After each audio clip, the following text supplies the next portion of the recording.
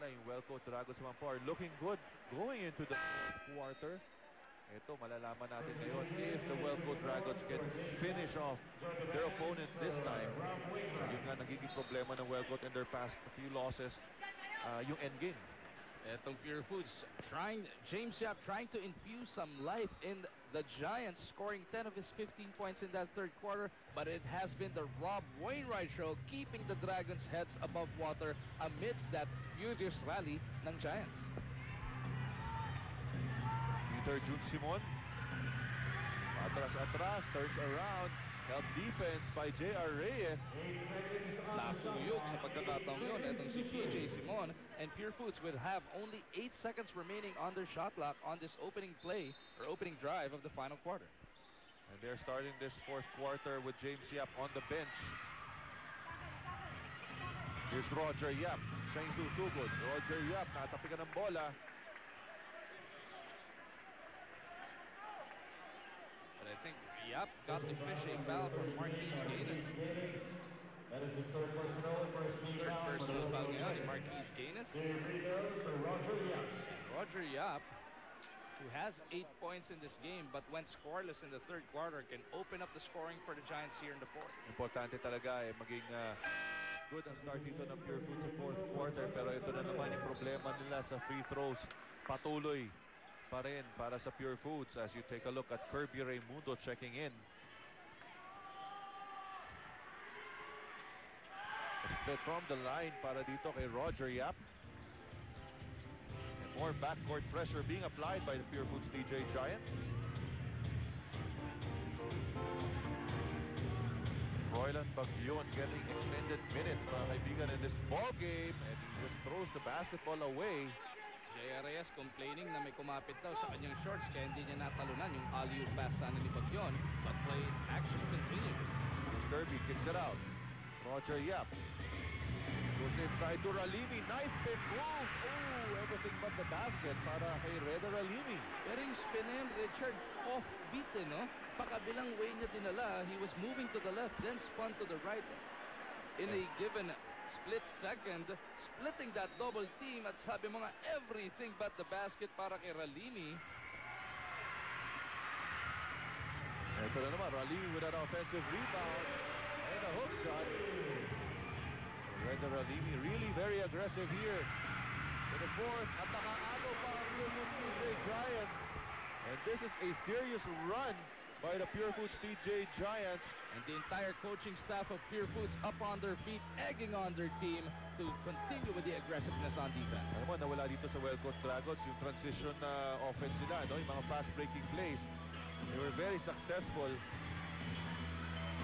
in 3 quarters. Marquise Gaines is bobbling that ball but recovering just in time to put it off the glass for 2.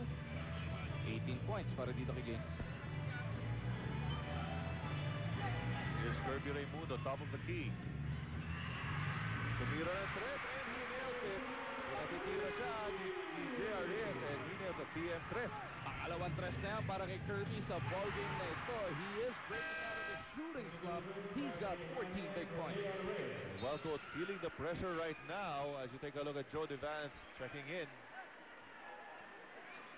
Coach Caloy napapailing-iling na lang dito sa sidelines as his 24-point lead na naitayo kaninang third quarter has now been cut to 11. Here's Ralimi again. Hook shot is good! Now it is down to single digits para dito sa Pure Foods TJ Giants. Parang sa F1 lang yan pag nanonood kang karera. Pag nahabol na yung kotse, dun magkakaroon ng opportunity to overtake. And it all started with defense for the Pure Foods TJ Giants. So nagkaroon sila ng backcourt pressure. They have produced turnovers.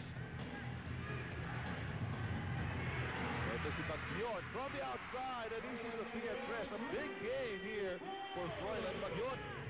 Taong bato na tinatawag mo, who has been working his tail off on the defensive end, finally knocking one on the offensive end. Pero ito may knockout play din, sir. Well, Froilan Bagyon gambled to help with sa post at nalibre nga dyan si Chico Lanete. Every time you gamble from the weak side, you have to tell your teammates para merong mag-adjust.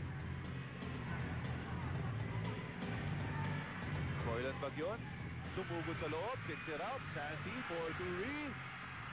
Nothing there. Pure Foods.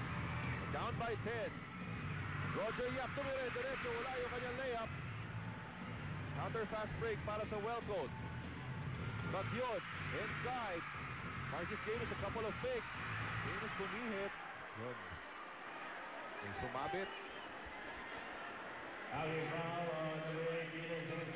Peter Jun Simon, for a while, yung Pure Foods, holding their breath dahil nga baka kay Ralimi may tawag yung foul na yun. Pero nakamonitor yata ito si Ralimi dahil ginawa niya doon, hindi na tumalon. Nagtaas kamay lang sa pagpayong niya dito kay Gaines. Yun yung pagkakamali niya kaninang second quarter, ano? Gaines knocks in his first free throw. 11 of 17 free throws ang Wellcoat sa ball game ito. Samantala ang Pure Foods, 13 of 25. That's 12 big misses in an 11-point game. Yun na nga, no? Although you're not expected to make all your free throws, but at least would bring you closer. Split charities. Yeah, makikita natin 13 main attempts for Wellcoat. Dami rin nilang tinira, eh, no? Pero mahigit 50% yung shooting rate at beyond the 3-point line. James Yap short on that attempt. Here's Bagyon. To the corner, to Santi. No! Ito na ngayon, si Roger Yap. Peter Jun Simon, left-handed undergoes tap, no good. Agawa ng bola, napunta kay Bagyon. Ang dami na nating nakitang heartbreaker para dito sa Pure Foods. Tutukan na sa ring, hindi pa nila maipasok yung bola. Kaya naman ang mga problema sila dito sa tukod. Ito na si Joe Devance. Pass to the corner kay Santi. Bagyon takes the pass, takes the shot. That's short.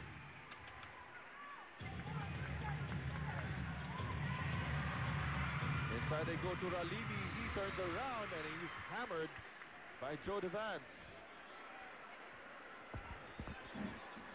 Ralimi putting himself in a good scoring position that time. Ito, wala na magagawa dito si Joe Devance as he turns around. Basketball. Vicious a foul of Joe Devance. So it's within striking distance na po kontra sa Wellcoat Dragons. We'll take a short break.